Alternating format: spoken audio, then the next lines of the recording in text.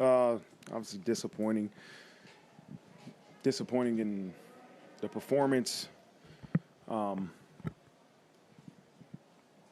It's our job as coaches to make sure these guys are ready to go. And we got to go back and evaluate the way we prepared and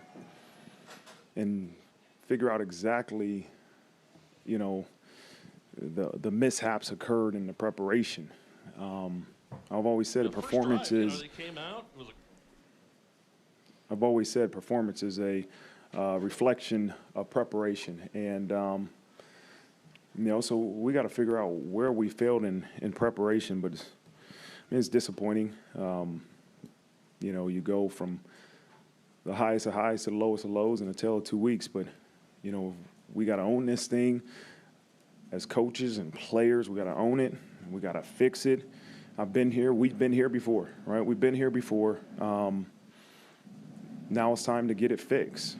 We got to get it fixed and get back to playing football the way we know how to play. We've played before, and we can and we will. So with that, I'll open up for questions. First question is Tyler Marcus at the very end of the game. I think it was a. Yeah, hang on for a second. Thanks, Tyler.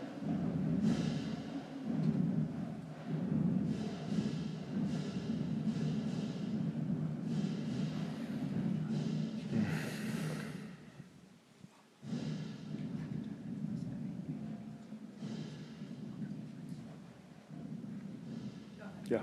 Marcus at the very end of the game, I think it was a 62-yarder. Is that well within Mitch's range, or were you thinking Hail Mary potentially as well? No, it's right there on the edge. We had the wind at his back. So the thought process being with the wind at his back, hey, if he gets it under this thing and drives it, then there's a shot that he can make it. He's made it, probably not from that distance, but close to that distance. And with the added wind, we thought that was the best option for us. And then Riley's second interception. 2nd and 1 seems like a good chance to take a shot. Was that the look that you guys wanted, and was it just an underthrow? And then how would you evaluate his performance as well? Yeah.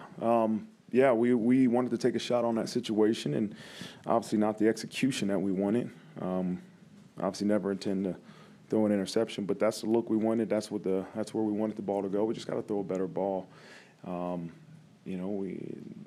Everybody's going to try to point a finger at somebody, some side of the ball, one play, one person. It's the entire program that underachieved today, and the entire program has to own it and improve from it. On your right, front row, Pete Sampson. The defense last week, very tight performance. Today, was it misdirection? Was it youth? What do you think happened defensively today with the breakdowns? I think I told you guys on Thursday, they got a unique offense. I think about the explosive plays in the first half, and the very first pass, really good throw, really good catch, and a too high coverage, and we got to down the ball. We didn't get a chance to down the ball, and it goes for a touchdown. The rest of the explosives, I think, were a mixture of eye control, right? So you having your eyes on your man, but also edges to our defense. We let the ball get outside of us too much, and so that's not the Notre Dame defense we've built over the past 3 or 4 years. Like, that's not a performance that we're proud of, but we just got to get it fixed. This is probably too big picture of questions, but did you feel like as a head coach, as a program, you guys had evolved beyond days like that? Yeah, absolutely. Absolutely. I felt the preparation was exactly where we needed. To come off that big win and come back and have 2 tough practices, which was the only option for us. And, I thought we had a sharp practice Thursday and Friday in terms of, obviously not the physical side of things, but just, I thought maybe in the first house, I was like, okay, hey, we need to, I don't know exactly why we're not executing the way we need to, but maybe that was the wake-up call. We needed to go out and change just the second half. And it started to go that way. Right, and defenses started playing better in the second half, and we just couldn't capitalize off it on offense. We could not, other than the one touchdown I think Jay Love had, we just couldn't continue. We couldn't move the chains either. That's the thing. Like, we can't go 3 and out. and we can't turn the ball over. And so those are areas we just got to get fixed, Pete. On your left, Freeman. Marcus, what did you tell the team just now in the locker room? I just told them the same thing. I just said we got to own this. Every person in here, every coach has to own it first, right, and not blame somebody else. That's the only way to fix it is when every, I'm sure, person and everybody outside of here will try to point the finger at some coach, some player, some person. It should be at the head coach. It's my job. But we all have to own this, and we all have to really take a deep dive and fix it, and our leadership will show. Like, if we have true leadership, which I believe we have, they'll take care of the locker room. They'll make sure that these guys, they don't separate. But I also told them I've been here. This is as low as it gets, and there's only one option for me, and that's to get back to work and get it fixed. And that's who I am, and that's who this team will be, and that's the way I'm going to lead, is that I'm not going into hiding. I'm going in to get it fixed. And I'm going to be just as confident in what we're going to be able to do as a football program moving forward as I was going into this game. But there's some serious, some schematical things that we have to attack and get corrected. They were able to run the ball pretty effectively in the second half. What did you see them doing up front that was challenging for you guys? Some of them were, good schemes.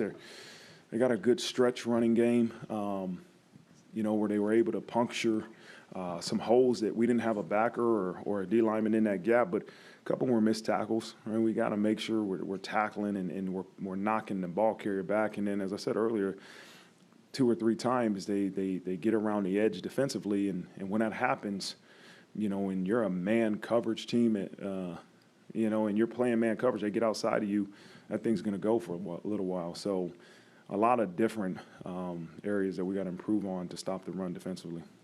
In the front row on your right, John Bryce. Marcus, you said moments ago it's our job as coaches to make sure they're ready to go. And you said today we underachieved as an entire program. How do you? But you'd had good practices in the week. Did you sense it at any point today? And how specifically do you own it and fix it moving forward? I think you go back and you evaluate everything. You go back and you evaluate, okay, exactly how do we practice? You go back and look and say, okay, was our game plans good enough to give us a chance to win? Like all those different areas. It's not just the physical part of practice, but it's looking at, okay, what did the opponent do in the game that we were prepared for or weren't prepared for? If we were prepared for them, did they execute or did we execute? If we weren't prepared for it, why? Hey, is this something that a team's trying to attack us because of some area we showed in the previous game? So all those different things are ways to evaluate. You have to debrief. You have to evaluate every single thing that you did in the previous week. If it was practice structured, then I'm going to evaluate and say, okay, what do we got to do to make sure we have a better output? And that's the only way you can do it, right? And as you move forward into the week, as you move forward into the game, you say, okay, I feel good about the preparation. Preparation's done. Now it's about performance. Performance is a reflection of preparation. Okay, the performance wasn't where we wanted it to be. Let's go back and evaluate the preparation from A to Z. And preparation is so much more than practice, right? It's obviously the game plans, and it's the choices that we make as players too, right? Coaches and players, like all these choices that only sometimes we as individuals know. Hey, did I do everything in my power this week to prepare the way I needed to? And that's a long look that each individual in this program has to make in the mirror too. I think maybe in the third quarter you guys had to use a defensive timeout. Mm-hmm. What happened there? I can't even remember, John. I know we did. I don't know if it was personnel. We were in the wrong personnel at the time, or maybe a call that we didn't like.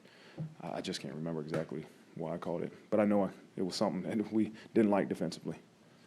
On your left, second row, Tyler James. Marcus, what halftime adjustments did you guys make on offense that you were hoping would maybe work better than they did in the second half?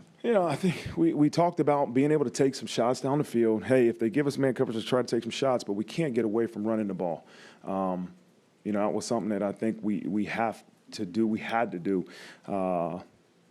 We did it better, but not as effective as we needed to win the ball game. And so at times we ran it, but at times we couldn't run the ball, and at times we threw it decently, and at times we couldn't throw the ball the way we needed to. So the adjustments that we made, It didn't turn into points other than 7 in the second half. After the game last week, you were asked about Riley Leonard's usage as a runner. Did you feel like you guys had to run him as much as you wanted to this week, or what? And has that had any impact on his ability to throw? No, I don't think so. It's something we can ask him. I mean, we'll ask him if he feels the amount of times we ran him has an impact on him throwing the ball. Those are dialogues that we definitely will have. We didn't run him as much this week as we did the previous week. And part of that was intentional, but part of that was there's times in the games we said we need to run him, keep the ball in his hands. I think we have to protect better. We got to protect our quarterback better. And then what I got to figure out is, okay, is it protection or is it, hey, decision making? Why aren't we getting the ball out of our hands? Is it routes? Like, it's not just one person. It's a collective group effort that we have to really evaluate and say, okay, here's the issue. Here's a plan moving forward that's really going to help us have more success. One last question, right, same side on this side. Marcus, last week you said like the fired up energy in the tunnel before the game was the approach the team needed. Like, what was your and really the whole staff's approach before this game, and why do you feel like the team came out flat? Well, I think that's why I said this on Monday. Like, I thought going into a big environment, I tried to take the pressure off of some of those young linemen that hadn't been in that type of environment. As we came into home, it was very clear, man. Hey, focus on exactly what your job to do. If you're not motivated to play in Notre Dame Stadium, then that's a choice. It's a choice. Motivation is a choice. And so we try to be clear on here's exactly what we need to do. Let's focus on winning the interval. Let's focus on reloading and make sure you have a clear mind as you take the field. But it also was, listen, we got to attack. We got to attack from the minute the foot hits the ball. And we did. We came out on offense, we attacked, and we scored a touchdown.